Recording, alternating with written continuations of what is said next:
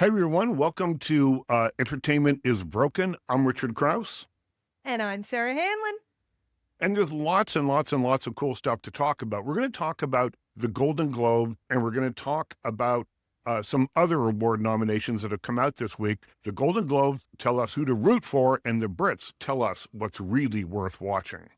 And Crave gets Office Movers to shift into that holiday spirit, and Quentin Tarantino is a total dick.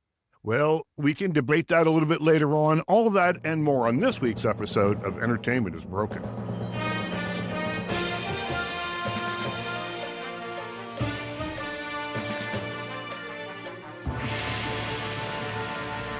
Award season must be stressful time for you, Richard. Award season can be a stressful time. People are always asking me to make up a list. What do you think's going to win? Who's going to be nominated? All that sort of thing. And generally speaking, I do okay because I see everything. I see all the movies. So I have a pretty good idea of what I like, and sometimes that transfers. But I sometimes think that I should just get printed cards made up. So who's going to win the Oscar? And I just reach in and I hand them a printed card with all my picks on it, because otherwise you just end up talking about it endlessly from about right now through till March. Yeah, you need a paywall on that. I do. I'd like a physical paywall, like one that's actually physically built around me. Yes, I love that. So award season starts out with the Golden Globe nominations. Hmm. It's been a strong year for both film and television. Paul Thomas Anderson's One Battle After Another led all the films with 9 nominations, which I think Hmm. is high.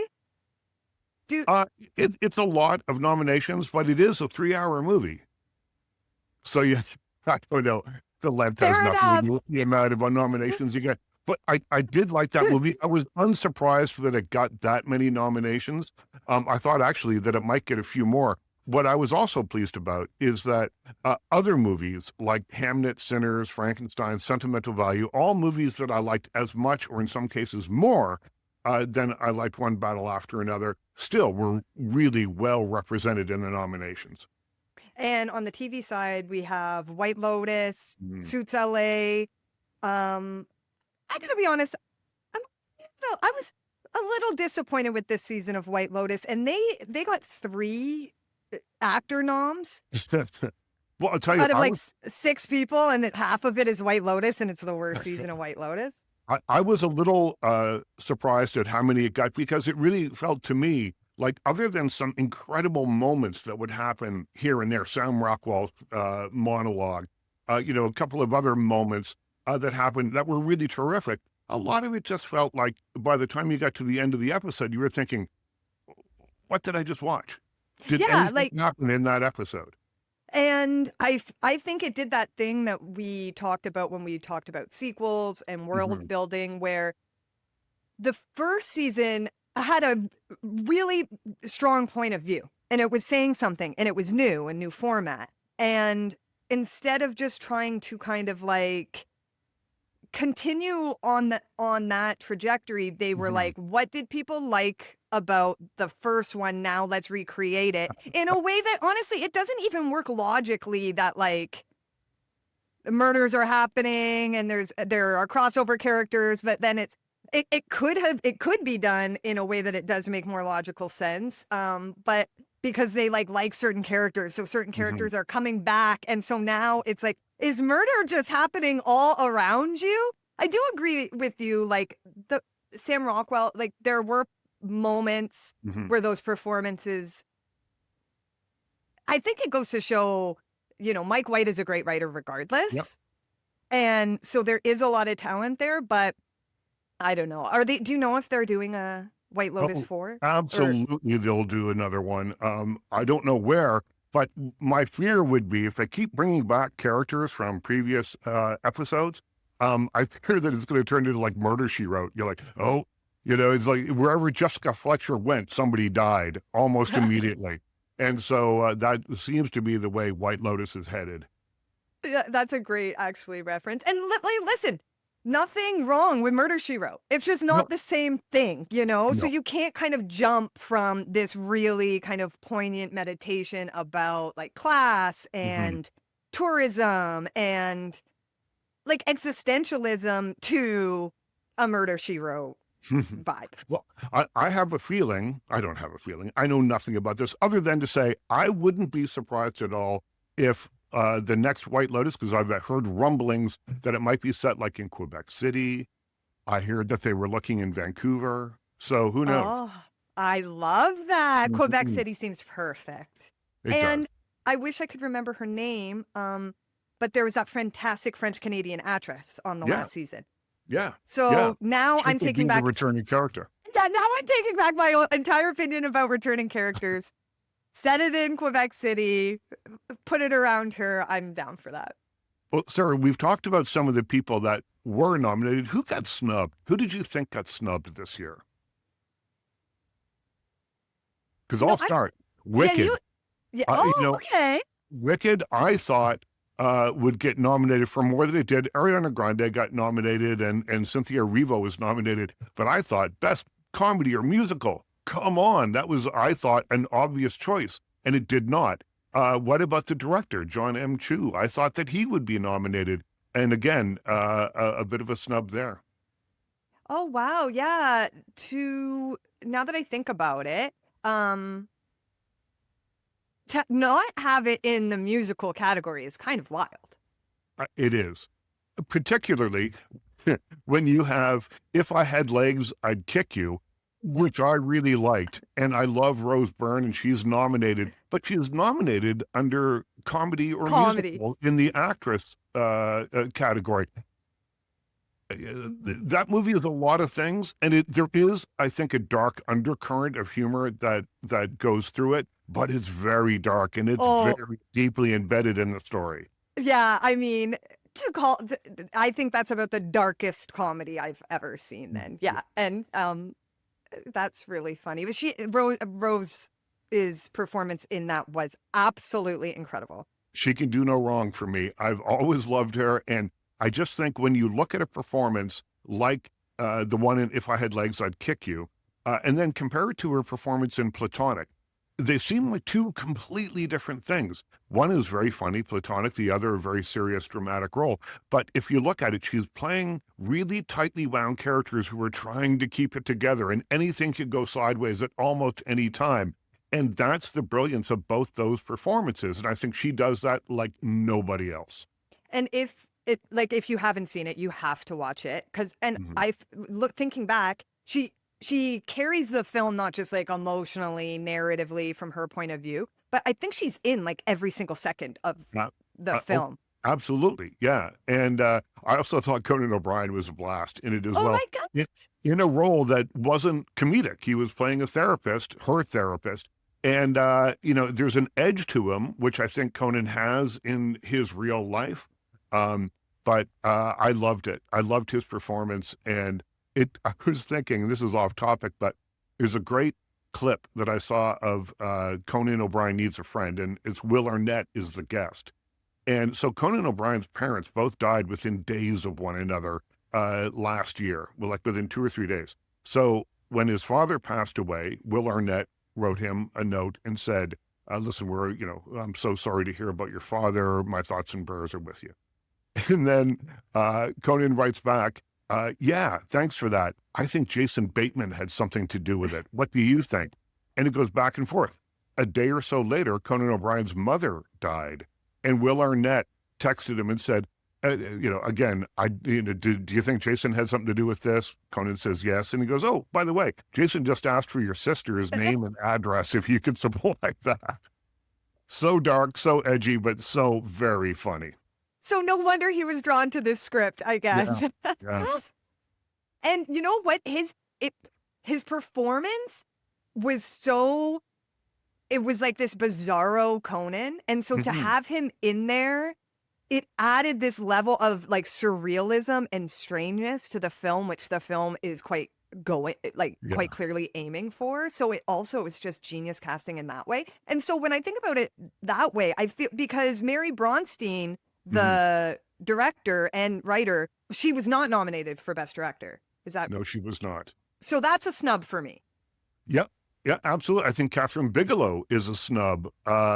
She had the House of Dynamite film, played in theaters briefly. Now it's on Netflix. And, she is one of the great sort of action suspense directors out there working. House of Dynamite is literally Dynamite movie, and she got snubbed for that one, I think.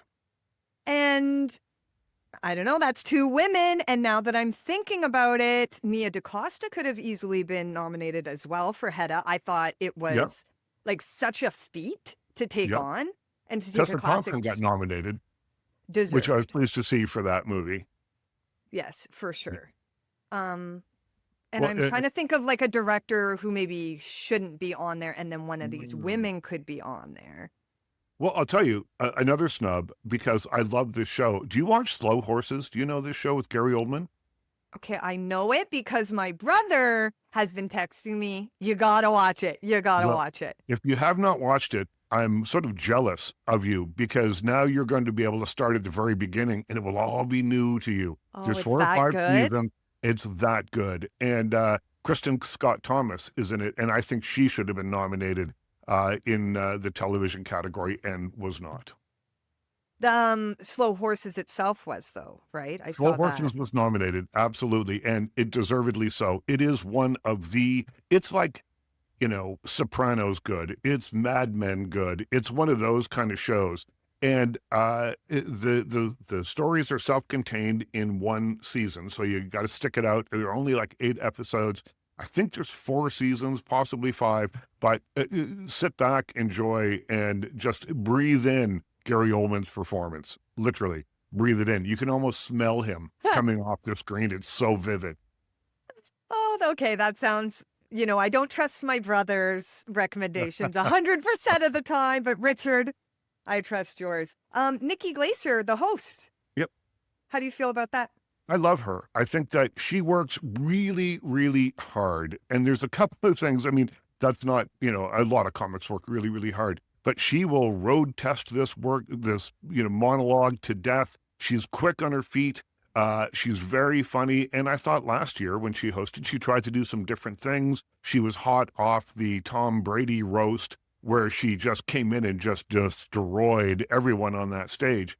So yeah, I'm looking forward to her coming back as host. I think she's a good median between Ricky Gervais and the real kind of edgy, sarcastic stuff, which I love, and that he did, and then some of the other hosts that they have, like Kimmel and people like that, who are great. But she sort of rides the line in the middle there somewhere, and she rides it really well. I totally agree. I think of when you're between Gervais and Billy Crystal. That's who I Yeah, always think of. If yeah. I think of my favorite Oscar or Golden Globe or entertainment hosts, I think of Billy Crystal. So That era. Do you have a favorite?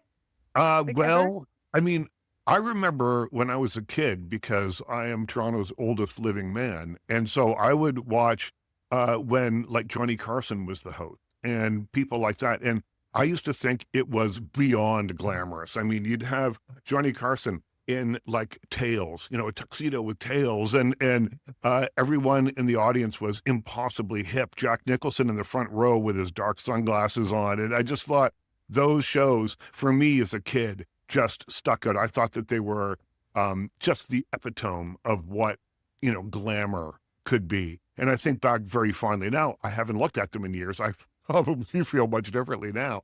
But I did at the time. Billy Crystal, always a home run every time he did it. And again, like Nikki Glaser, someone who works at an incredibly high level and works very, very hard. I hosted a press conference with him one time, and we talked about things beforehand, and he came out and was so funny and so charming and that. But then when we got back into the green room afterwards, he said, "How was that? Was that okay? Was that all Oh, right? Did you wow. laugh? Was it funny?" Which meant to me that he cared about what he does. He cares about entertaining the audience, and I think Nikki Glaser has that as well. Oh yeah, that I'm really excited. She's hilarious. Great to see a woman up Yeah, there, and yeah, that's it. You just got to still care. yeah. I Well, was doing go ahead. I was doing one of my Facing Reality episodes and Mm. talking to a drag queen who got kicked off Canada's Drag Race, and the talent is just incredible across the board. And so I was like, well, like, what advice would you give someone? And she was like, classes. Like, it doesn't matter how good you think you are. Take a sewing class, take an improv class, take an acting class, and it always reminds me, my very first editor would always tell me, Sarah, Meryl Streep still takes acting classes. Well, and Billy Crystal still cares about everything that it never goes away. That idea that you want to be good and get better all the time. And Billy Crystal was easily someone that could just sit back and not do, he could go up and read the telephone book and people would still laugh. Yeah. But he still wants more than that. He wants to give more than that. But Sarah, I wonder though, now that we've talked about this at length for how many minutes? 15 minutes. I wonder, do the Golden Globes, really matter all that much? Well, I think for the reasons you were just saying, yes, because I have the same exact memories and feelings about Mhm. the awards shows. My birthday is at the end of February, so I always thought it was like Right. a little gift for me that the Oscars were around that time. And Yeah. yeah, it's a way of seeing yourself reflected. And what's even cooler now is I think of, hopefully we get 5 or 6, maybe 10 Nikki Glacier Golden Globes or Oscars. And then, my nieces and nephews will Mhm. be my age talking about what that meant to them, and how it related to maybe young female comedians, young comedians, or, young people who just work hard and care.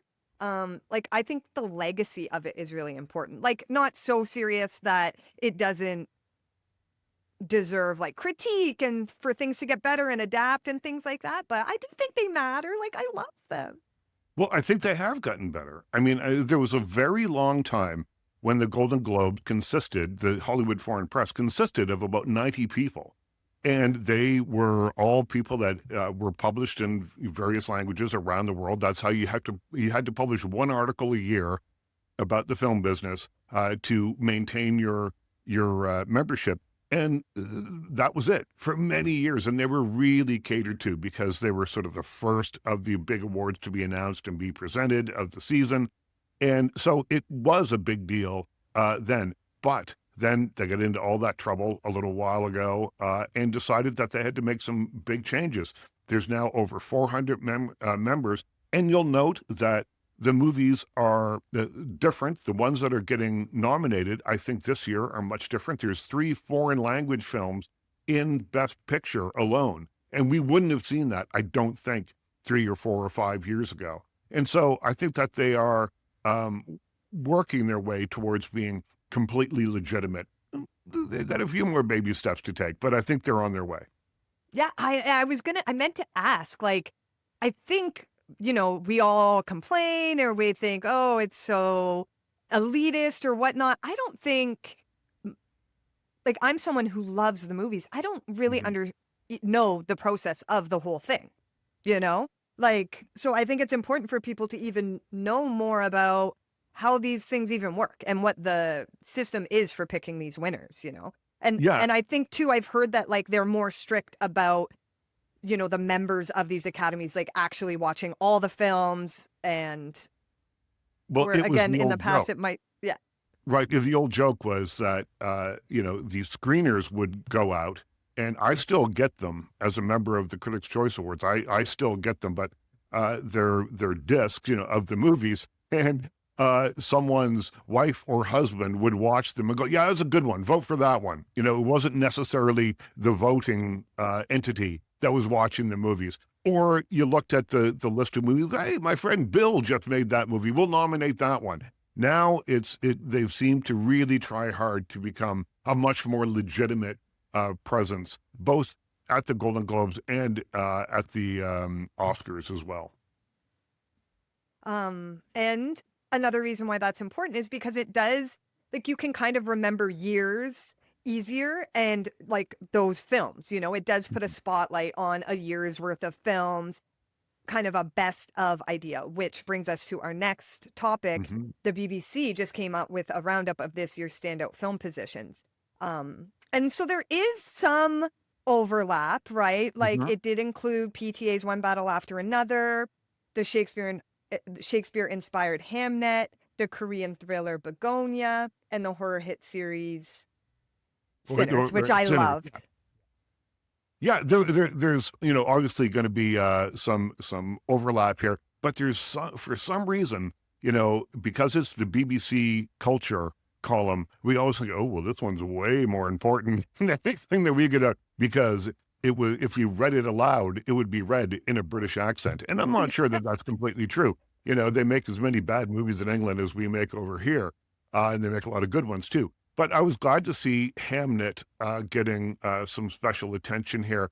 Jessie Buckley is a generational talent and someone who, no matter what the role is, it somehow manages to find a way to create something that we've never seen before. And in this portrait of grief of a mother after having lost a child, and then, this doesn't give anything away, but her grief is massaged somewhat near the end of the film through art, and to see the look of recognition on her face as she understands what's happening before her. No spoilers here, although it is worth noting that the name Hamnet and Hamlet in 16th century England were interchangeable. They were essentially the same name. So that's a little clue I'm dropping down for you. But it is a truly a deep and like really, I'm just sort of almost lost for words to talk about it, because it's just such a harrowing performance. But then when things start to turn around for her, it becomes this thing of beauty that was kind of unexpected for me. So it's a beautiful film. It's also a film that I will probably only ever watch once, or maybe in 10 years from now, because it is so harrowing. It's so good, but it's so harrowing. Yeah, I think it's like reflective of the time and what people Mhm. are going through, that like a lot of the films this year were very, very heavy. And yeah, I don't think I could ever go back to them. I heard really great things about Hamnet, and it won the People's Choice Awards Mhm. at the Toronto International Film Festival. So obviously that stands for something. And I feel like TIFF is our BBC. You know, when Yeah. TIFF does a roundup, or they tell you what movies, or when they screen classic movies, it's Yeah. like they know what they're doing. They're picking them for a reason, and they're really good at it. Yeah, no, it's well curated, and a lot of the films that are coming out now that are making a lot of noise were premiered or at least played at TIFF. So the Toronto International Film Festival still kind of has its finger on the pulse, I think, of what people want to see. The tickets are too expensive to go see those movies during the festival, but that's a September topic, I think, not a December topic. Yes, exactly. Yeah, I was really happy to see Sinners on there too, because those movies that come out earlier in the year sometimes get like lost, but it was one of the best, if not the best film in terms of like everybody was talking about it. It brought new things to the forefront, incredible soundtrack, performances. So, Well, and it's not based on existing IP, on intellectual property. Not There's no video game, there's no comic book, there's nothing.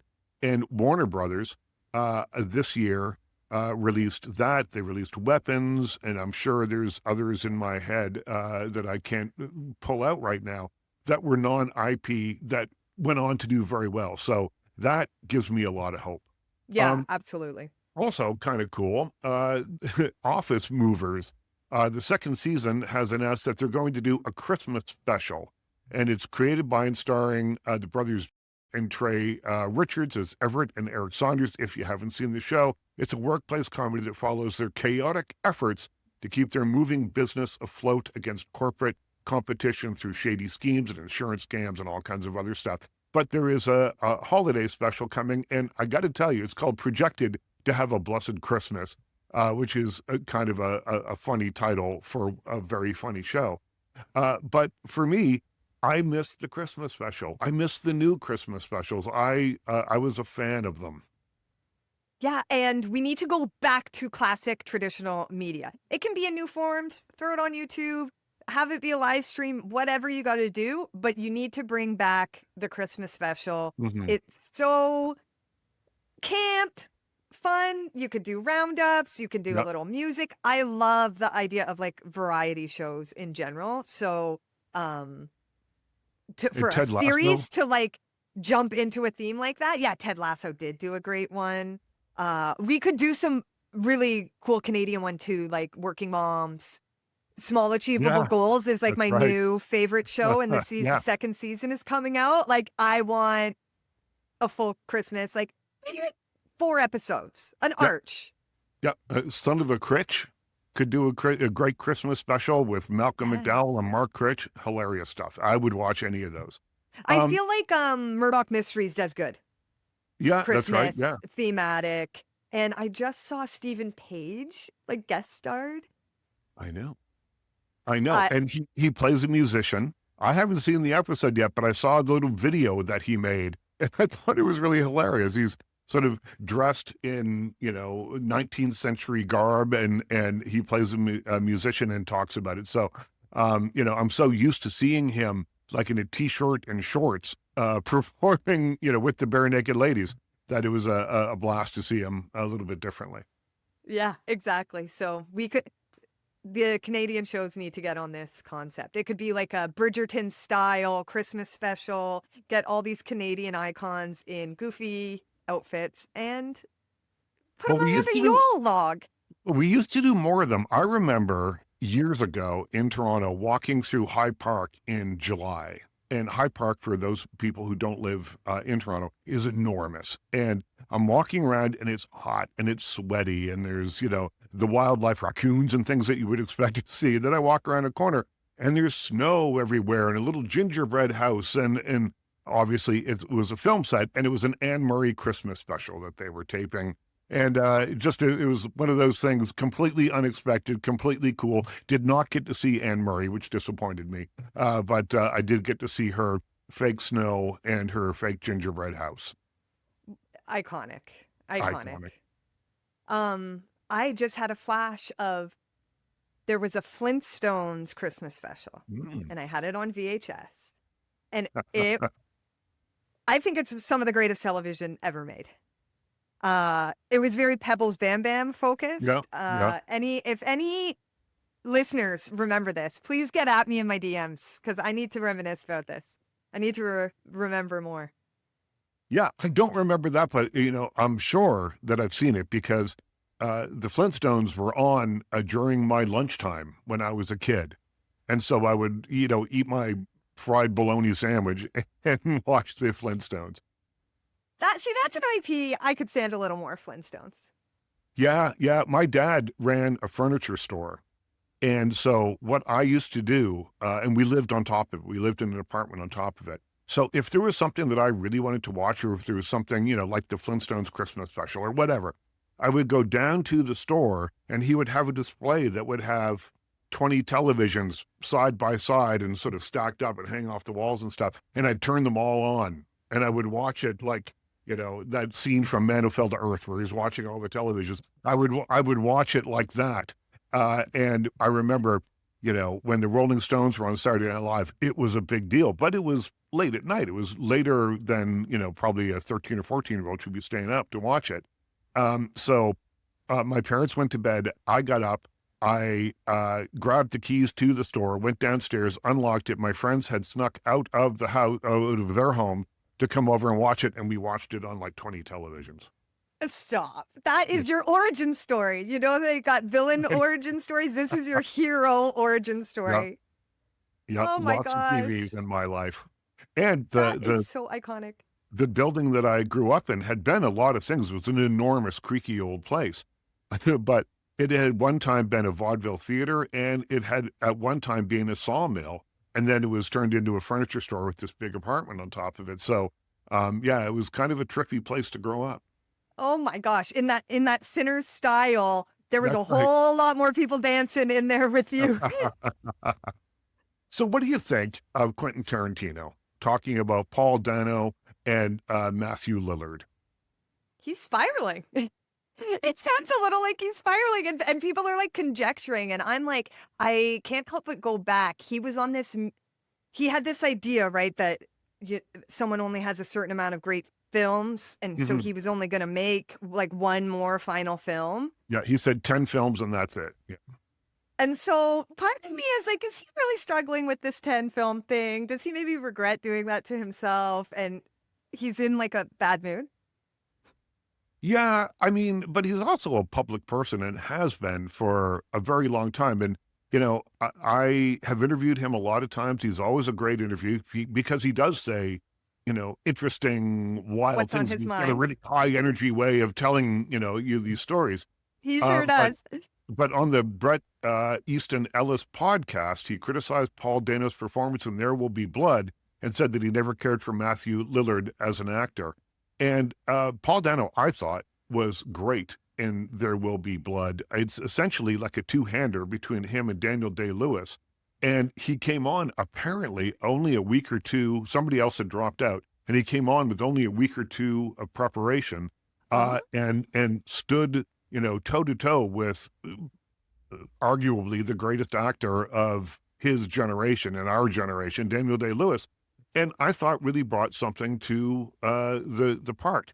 And Matthew Lillard, I have gone up and down with Matthew Lillard, I suppose. I have liked him in things, not liked him in things, but I interviewed him for something last year, and he was so sweet that I was like, you know what? We're pals now. how dare you say that about Matthew Yeah. Lillard? Okay, so you're right. Just when you're a public figure like that, why? Mhm. One of the greatest things I learned in my master's program at McMaster was to critique something, you should really say something you like about it first. Mhm. Something, because otherwise you're not arguing in good faith. Right. If you can't see the point that someone is trying to make artistically and then critique it and say what you would have done better, where it's failing, then you're not really showing that you understand the art in the first place. So I think Tarantino's guilty of that here. It's like there's just no way that argument has any validity at all when you start it with like, he's terrible, he's giving nothing, he's, The worst actor in the Screen Actors Guild, which is, to me, such a stretch. Tarantino himself must not be in the guild. Yeah. Uh, with that, and then also to your point, like the performance is incredible, and Mhm. Toni Collette was also coming out in support of Paul Dano because he would start in one of my favorite movies of all time, Little Miss Sunshine, Right, right. and he had. It's such a fantastic film, A-list actors, and of course the little girl Abigail Breslin who's in it and is just like show stealing, right? But when I think of that film, I think of this scene that Paul Dano's in, where he's having this moment where he's like realizing something about himself that's going to kind of, I don't want to give anything away, but it's such a powerful moment, and it's something that stayed with me my whole life. And so, no, someone cannot be a bad actor if you're affecting even one person like that. Right, and leave an impression on someone like that. Absolutely. And sometimes you wonder if you are doing an interview and you get on a riff and you start talking, and it's one thing to say it in the comfort of your own home talking to a friend, but sometimes you forget there's a microphone in front of you and you say something that maybe you wish you hadn't said. And I wonder how Tarantino's feeling about this now.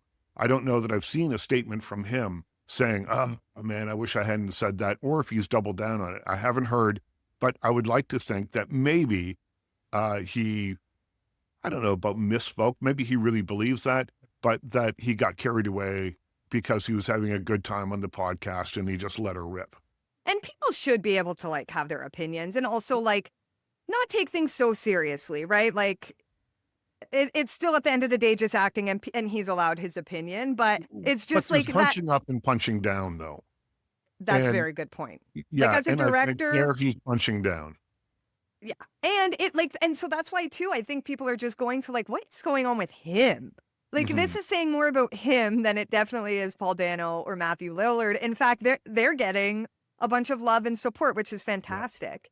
yeah, yeah, And Matthew Lillard was in the Twin Peaks Return, and I think he did like actually a really phenomenal job. yeah, yeah. He's making choices. Again, it's like he's not a bland actor. I'd prefer someone to, you know, at least make choices that you could have opinions about. Mhm.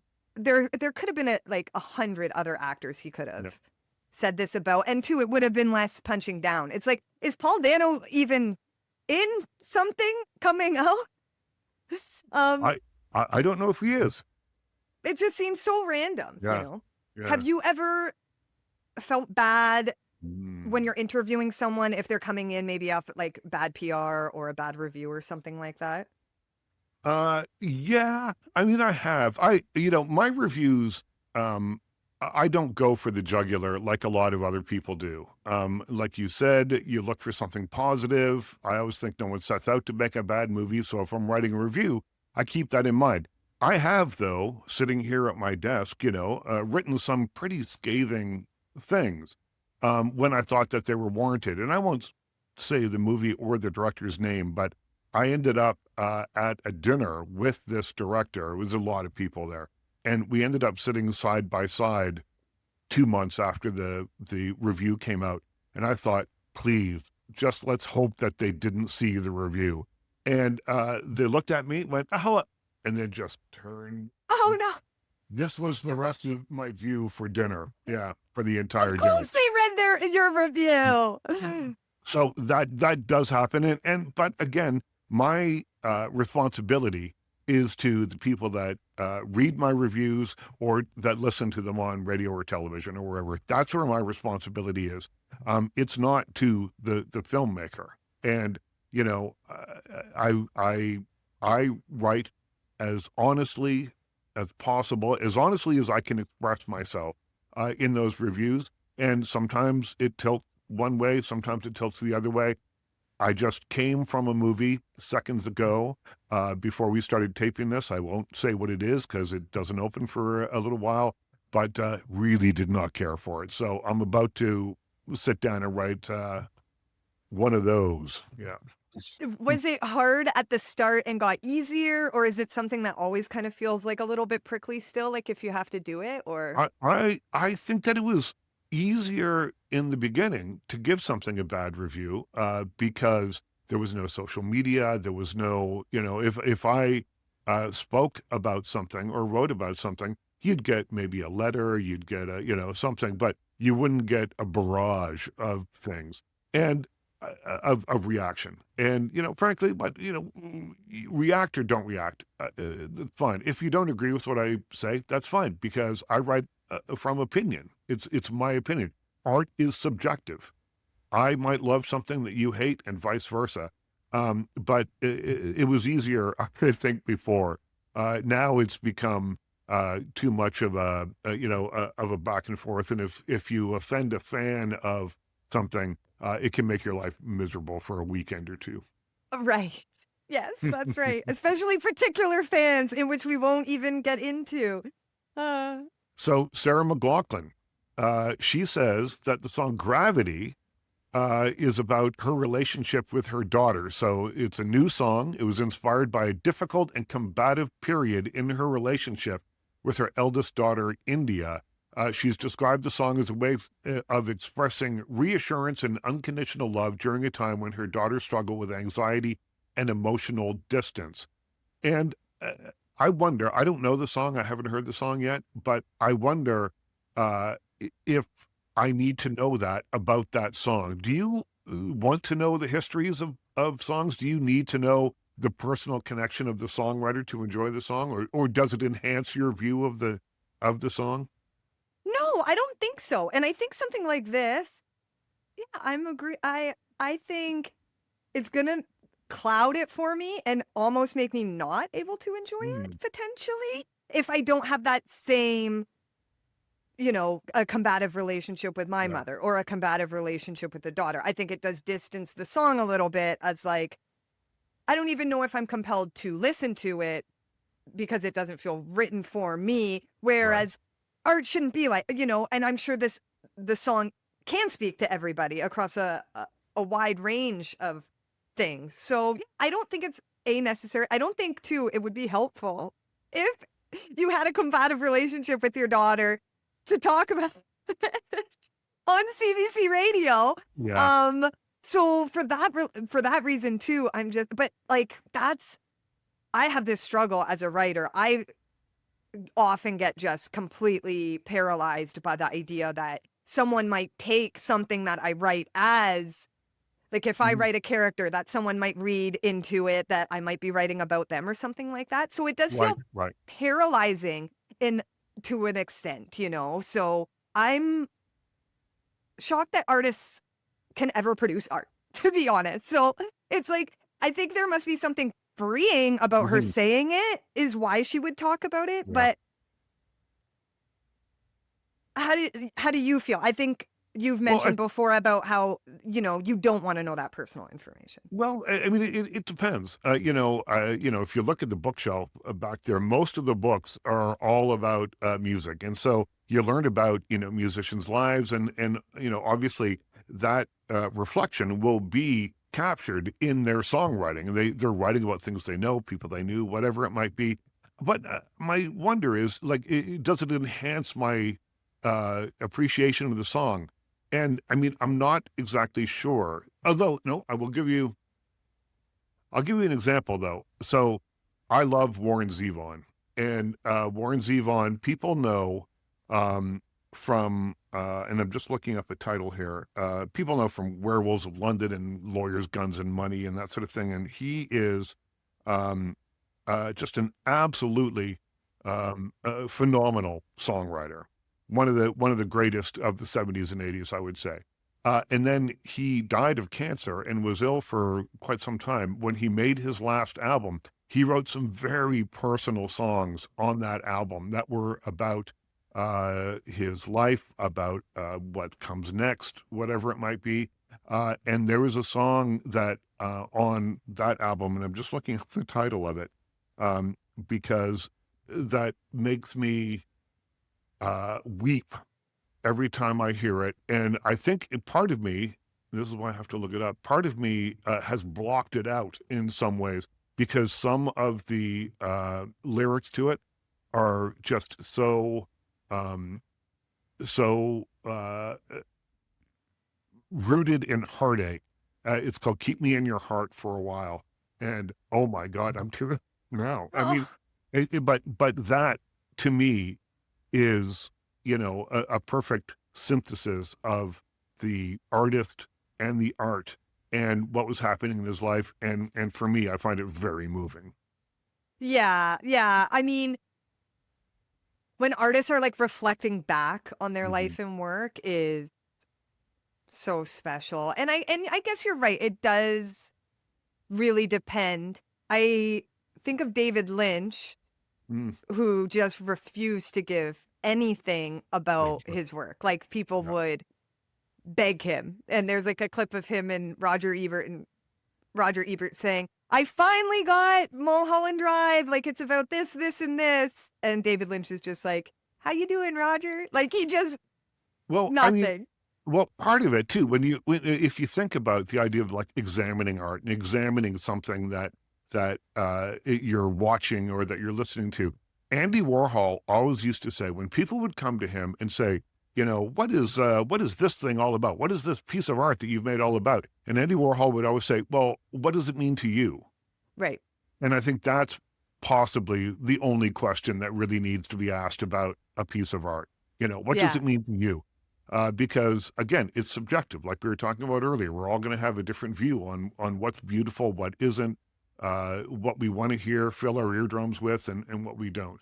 Yeah. Yeah. And hey, Sarah McLachlan goes for the emotional jugular. Mhm. Not like Warren Zevon, man. Boy. Thank you for sharing that. I Yeah. mean, lyrics to songs, uh, if I don't know if anybody's ever done this. If you print out lyrics and like I'll read them while I'm listening to the song, even that's Mm, a song I know and I know yeah. the lyric. It's just like there's something so powerful about listening to music and reading the lyrics and kind of like letting yourself be transported there. Fast Cars always does that to me, that Yeah. Tracy Yeah. Yeah. Chapman song. Oh I my think you're gosh. you're using you're using your hearing and your sight simultaneously to sort of come together as one thing there, which is an interesting way of thinking about it. What was the album called again? The whole album? The entire album is called. Let me find it here for you. Um, no, where is it? I've got two computers going. It is called. What's it called? It's called The Wind. Oh. And I mean, some of the other song titles are things like Knocking on Heaven's Door. He does, all sorts of songs that are sort of about mortality and about his life and that. But Keep Me in Your Heart for a While is track number 11, and get a box of Kleenex before listening. Thank you for the warning. And also get a box of Kleenex. Paramount's hostile bid for WV. This is scary stuff. We're talking $108 billion hostile bid for Warner Brothers Discovery emerged after what Paramount describes as a month of unanswered outreach to Warner Brothers CEO David Zaslav. Yeah. Yeah, well, this is, I mean, and this is also in terms of the Netflix, in answer to the Netflix bid, which is less money. Paramount has come in with this, I mean, it's an eye-watering amount of money, $108 billion. But they have a couple of things here. They're saying they want more than Netflix was asking for. Netflix is looking for the streaming and the studio only, whereas Paramount is looking for the cable networks and, all sorts of other things as well, and the studio and their streaming. And, for me, I don't think either of them really should be allowed to win this war, this bidding war. There's so many regulatory hoops they have to run through before this happens. It'll be another year or year and a half before we know anything more about which of these deals will go through. But, Netflix is in the streaming business. They are not in the theatrical business. And that is something that's really important to me. Going to see movies in a theater has been a big part of my life. I've just, again, I said seconds before coming to talk to you, I was at a movie theater watching a movie, and I do so several times a week. I love it. And Netflix, even when they do release things to theaters, do so for only a week or 2 weeks maybe. And on their poster it says, but coming to Netflix on December 5th. So it doesn't feel special. It doesn't feel like a big deal to go see it in the theater, because you're going to be able to see it on streaming shortly afterwards. In the old days, in the million-year-old days, you would have to wait months before it appeared on television or video or DVD or whatever. So if you wanted to see the new George Clooney movie, you went to see it in the theater. And I think that makes it feel special, makes it feel interesting, and makes it feel a bit more immediate. Yeah, and we're losing all of our third places. So this, I agree, this feels like a personal hit, but also as a society, we can't just keep letting ourselves be told that, you know what, like, you have everything you need at home. That's I like to go out. I like to see people, and the theater actually allows me to do that and have a shared experience with people. And it's like transcendent. I went, the first movie I went after COVID restrictions had started to lift, and it had been probably 6 or 8 months since I saw a movie in the theater. I went to see The Shining on film at my local theater, and I have never experienced anything like it. My whole body was lit up, and I talked about the film, a film I had seen 100 times all night long with my partner, and just all these new things that we saw and loved about it. And so, and Netflix is their whole mandate of second screen too. Like, they have this idea that projects need to be able to be watched, not on a theater, but now they want you, I'm making spaghetti and I have to be able to understand what's going on in the film I'm watching without really actually watching it. It's fine if there's some shows.